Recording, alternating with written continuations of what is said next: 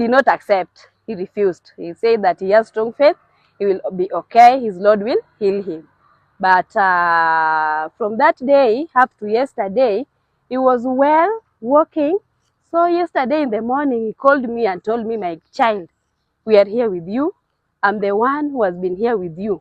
Protect my body from the outsiders. Don't let my brothers come and take out my body outside this compound. Kabisa, mwenye ananiuliza, ulikuwa hapa. Na hata mliwauliza, unataka kwenda hospitali? Wakasema imani yao inatosha. Na kama ni kifo, Mungu amejua, hiyo ndio njia yao ya kwenda mbinguni. Sasa mnataka sisi tulazimisha mtu, lakini amejua imani yake na ameshika imani yake. Hawakuwa wagonjwa. Hawakuwa wagonjwa, walikuwa wazima. Nyinyi mliwaona. Mliona kama kunayo mgonjwa kati yao. So when we approached them within that premise, even them, they were not aware that somebody has died here. Even the church members had actually not even informed them that somebody has passed away. It would really be sad that after what happened in Shakahola, we are back to that level, but hopefully investigations will be done to just find out what religion this is and what are some of their doctrines in place.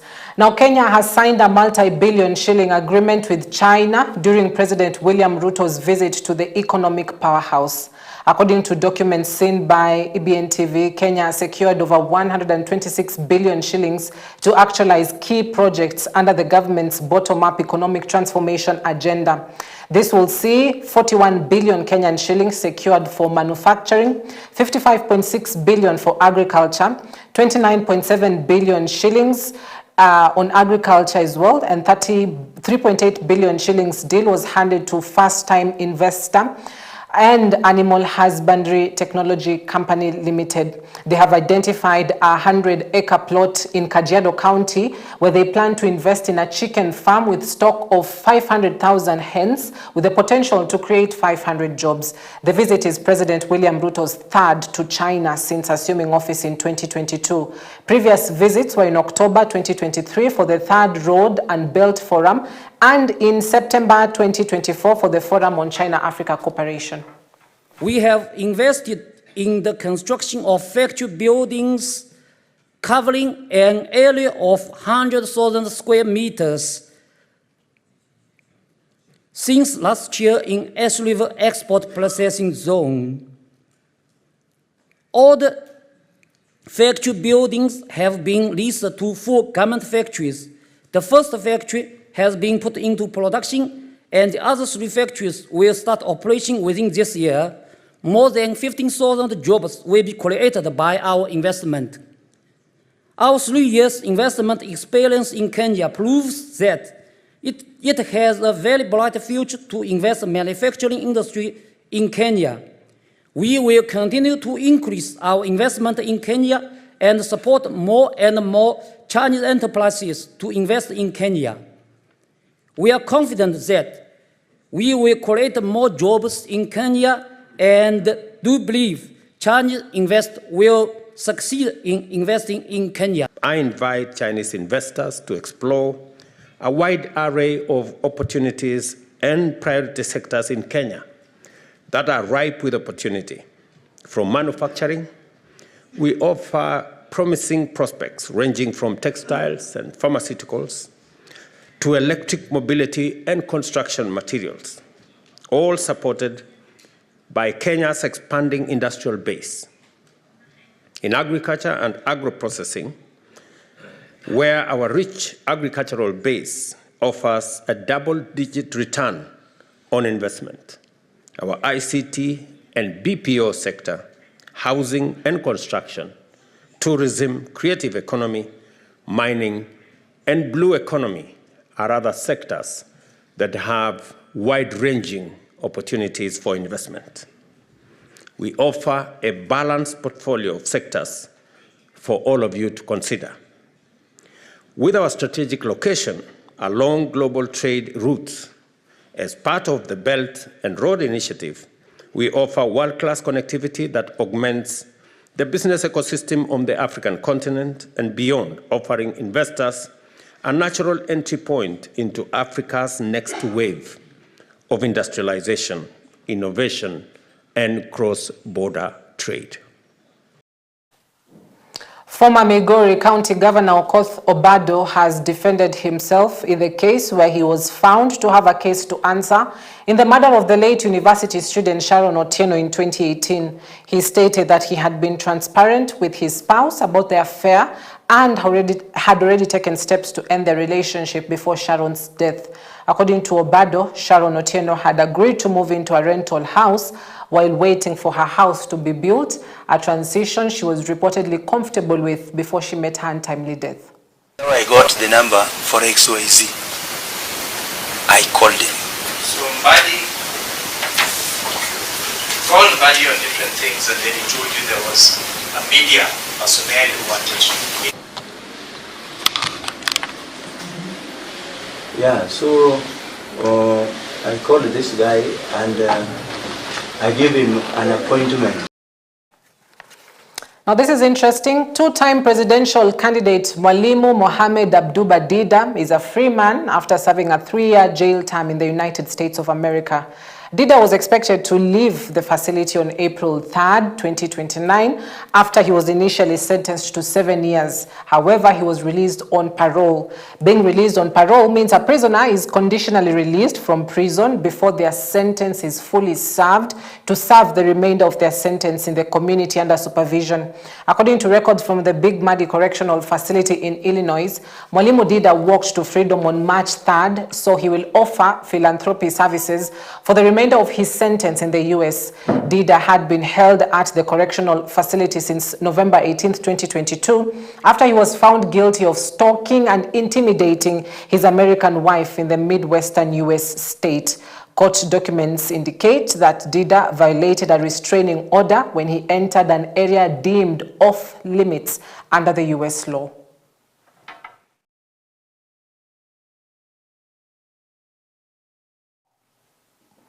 Now back locally, 9 family members have lost their lives under mysterious circumstances in Ugunja constituency in Siaya County after what authorities termed a case of suspected arsonists who burned their house during the night. The incident left the residents of Upanda village in Sigombre in shock after they woke up to discover that the entire family had been wiped out under unclear circumstances. The tragic incident on Tuesday claimed the lives of all 9 family members, a man, his wife, and their 7 children, with 4 of the victims burnt beyond recognition. Among the deceased were a Form 4 student at a local day school and, get this, a 6-month-old baby. Neighbors linked the horrifying act to an ongoing land dispute involving the family and a neighbor. The charred bodies have been preserved at the Siaya County Referral Hospital mortuary pending post-mortem exams. Ilikuwa saa 6 usiku na nilikuwa nimeamshwa na harufu ya petroli penye nilikuwa nalala. Nikaamka nikapata nyumba imewakishwa moto na nikaenda kusaidia ndugu ya bosi wangu kwa vile mimi nafanya kazi hapo. Lakini kufika nilipata moto bado haikuwa imeenea sana, nikapiga nduru lakini watu hawakutokea. Nilipiga nduru kwa dakika 10 lakini hakuna mtu ambaye alitokea. Sasa watoto walikuwa wanalia na juu walikuwa wamewasha moto kwa mlango na wakaongeza kifuli kwa mlango, hawangeweza kutoa kifuli. Sasa moto iliwazidi. Yule mwenye ambaye ametenda ile tendo, tunashindwa kama kwa kweli alikuwa na utu ama hata kama ni nini ya ambacho alifikiria, ama hawa watu ambaye wamekufa mpaka watoto, kuna mpaka mtoto wa miezi 6. Sijui ni deni gani ambaye amekuwa nayo, ndio walikuwa na wadai mpaka akaona tu aweze kuteketeza mpaka innocent people. Kulingana na vile alikuwa mjomba huyu, yani shemeji ya bwanangu, dadangu alikuwa amekufa na sasa alikuwa anasafirishwa kutoka Nairobi akiletwa hapa nyumbani. Alipewa shamba kiasi kidogo, lakini alienda akachukua shamba kubwa eka karibu 2. Sasa umekuwa na I mean, the details are just quite sad, because what does a 6-month-old child have got to do with anything? And this is not the first arson attack targeting a family that we've witnessed Also sometime last week, a family in a different county as well was entirely wiped out, and this madness needs to stop. Now, a section of Kiambu County MCAs led by Majority Leader Godfrey Musheke has strongly accused the National Assembly of fueling divisive politics to halt development projects initiated by Governor Paul Kimani Wamatangi. In a press briefing outside the Kiambu Assembly, the MCAs stated that they understand the game plan from the parliament leadership to harass Wamatangi, a move they have vowed to not sit down and watch. They have now called upon the Senate to boldly defend devolution by accusing the National Assembly of sabotaging county governments contrary to the 2010 constitution. Kwamba sisi hatuko tayari kwa mambo ya vita ambazo zinaendelea kwa kaunti yetu. Tunaomba tupewe nafasi ya kuhudumia Wakenya, wananchi wetu kama vile tuliwaomba wakati tulikuwa tunaomba kura, na kwamba sisi tuko tayari kusimama na hii serikali yetu, hata kama ni kwa mambo gani tutasimama nayo, tuhakikishe ya kwamba watu wetu tumewapea matunda ya ugatuzi kama vile tuliwaahidi. Sema bila aibu ya kwamba tunaomba ya kwamba isikue ni Kiambu peke yake ndio kutakuwa na hii michezo. Juzi na kama wabunge tumekasirika sana. Tumeona wabunge wa sehemu zingine, na nitawataja kwa majina kwa sababu waliongea kwa runinga zetu, Mheshimiwa Osoro na Mheshimiwa Junet Mohamed, wakitusi wakiingililia mambo ya uongozi wa kaunti yetu, na tunaomba wa concentrate na kaunti zao. Pia wao kuna kaunti ambazo wametoka, kwa hivyo waachane na kaunti yetu, na wale ambao wanawatumia wabunge wa hapa kwetu, kwa sababu tunajua wale wabunge ambao wanawaingiza kwa siasa ya Kiambu. Tunaomba tafadhali kuweni tu na utu kwa hii miaka mitano. Tulipoteza miaka mitano ya ugatuzi between 2017 and 2022. Tafadhali kuweni na utu na muweze kuheshimu wa Kiambu, wana Kiambu, ya kwamba tuwapee huduma ya miaka mitano bila na pahali serikali kuu inaingililia. But of course tunajua there are some individuals ambao si mara ya kwanza kuingililia uongozi wa county, na ndio tumeomba watuweze kutupea nafasi tuweze kuhudumia raia, tuweze kuwapea huduma ambayo tuliweza kuahidi wakati tuliomba kura zetu. Mombasa County Governor Abdul Swamad Nasir has been directed to issue a comprehensive report within 7 days on the county's education plan and budget. The directive was issued by the Senate Education Committee, which faulted the county's education management amid grim statistics showing that 80% of students do not make it to tertiary institutions. The Senate Education Committee Chair, Senator Betty Montet, reiterated that the committee is keen to understand the budget set aside towards supporting vocational colleges, in the wake of the shocking statistics. In his defense, Governor Nasir said he had plans to teach the youth skills through the Skills Mitaani program.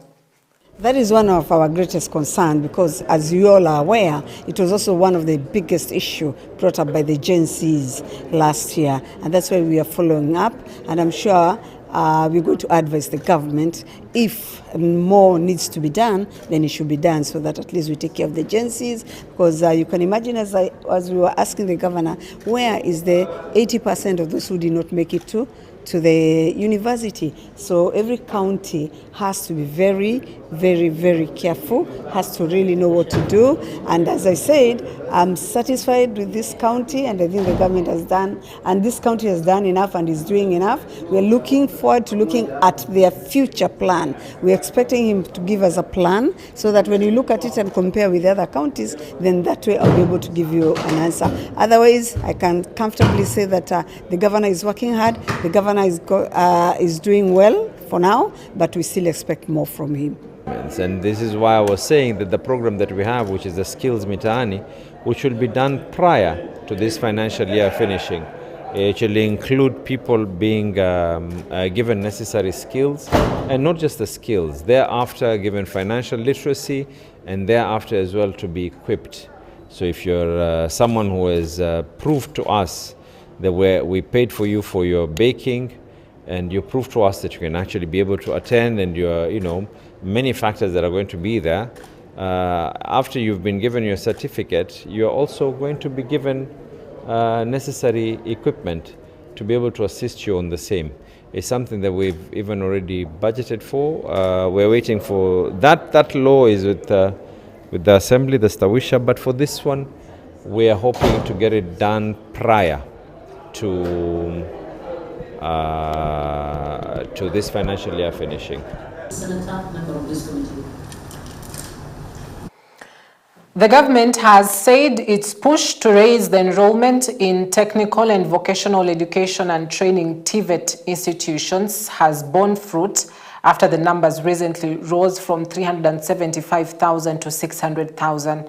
Education Cabinet Secretary Julius Migoso Gamba said they were carrying out a sensitization campaign with a multi-agency team, including the National Government Administration officers, to achieve its 2 million targets. He said the mindset that TVET programs are for those who failed to secure university places was now changing, with qualified students opting to enroll in TVET institutions to gain technical skills. When we started, we said it is possible to raise the numbers of our students, of our trainees, from the number that was there, which was about 375,000, to maybe even 2 million. So the 2 million figure was based on that number. And I am told, as of today, we are at almost 600,000. Please clap for yourselves. And therefore, it is possible to achieve that 2 million number. Our education system was made in such a way that initially people thought the people who are going to do courses in TVET are failures. But that is not true, and that's not correct, and that's what we are here to change, that mindset. We need to remove from our parents, from our public, that TVET is for failures. It is not. And that's why this year, we know the cutoff point is C+. Out of the 965,000 students who did KCSE, only 246,000 got C+ and above. But when we opened the portal first in February for COOPs, we decided that let the people who want to go to TVET first be the ones to apply, because last year there was a clock. Everybody applied and then the portal came down. As at the time we were opening the portal for university admissions, 8,100 and something students had applied to join TVETs. These are the ones who are qualified to join university, but they have made a conscious choice that they are going to join TVETs, which means again that TVETs are not for failures. I want us to work towards changing the mindset of Kenyans so that we are able to raise the TVET subsector to where it is supposed to be.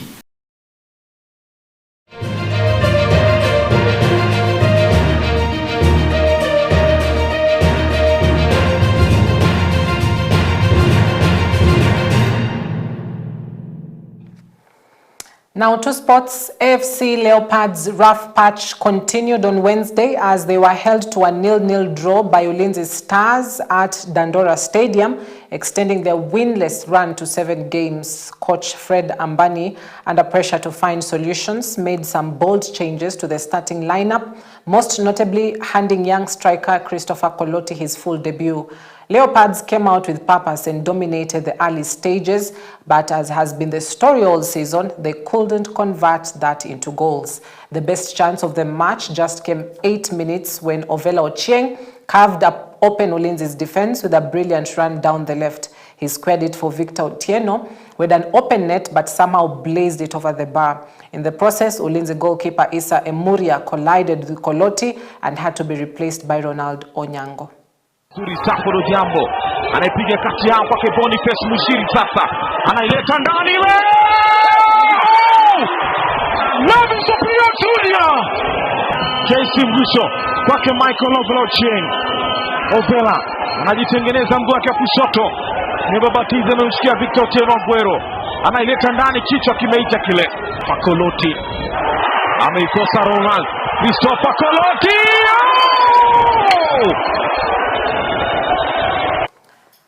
Kenya's rising stars held a light training session this morning in Cairo ahead of the CAF Under-20 Africa Cup of Nations Egypt 2025. Led by head coach Salim Babu, the rising stars are making their debut in the junior tournament and will be aiming to exceed expectations by reaching the second round. Kenya has been drawn into Group B, widely regarded as the group of death, alongside 7-time champions Nigeria, 1997 champions Morocco and Tunisia. The 26-man squad was initially scheduled for a one-week training camp in Morocco. However, due to logistical issues, the Football Kenya Federation changed plans and flew the team directly to Cairo. Tukafika tuka-check in hotel. Nafikiri vijana wameshakopa, weather pia si mbaya sana kama vile tulikuwa tunatarajia, lakini imekuwa nzuri kwa sababu ukiangalia vijana pia wana morale kwa sababu wanajua kitu gani mwaleta huko. So ni kitu hiyo mwaleta huko ndio pekee yake tunajaribu kuangalia.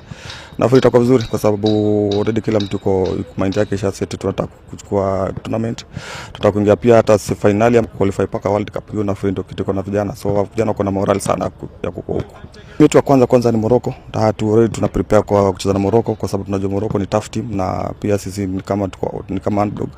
But lakini tuko na plan ya kushinda hiyo game na tukienda vizuri kulingana na plan yetu ya mazoezi na plan yote ya arrangement yote ya team. And despite coming here, having a different climate, change of weather, change of place, change of environment, I think it's good for us, preparation, to have a good preparation with the team, to bond, to have a good gel.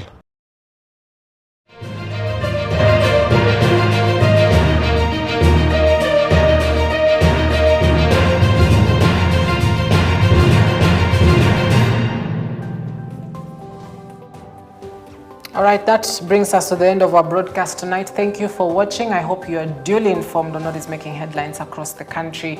Laura Omondi has been on the sign language interpretation desk. My name is Cynthia Nanjala. See you tomorrow, same time, same place. Good night.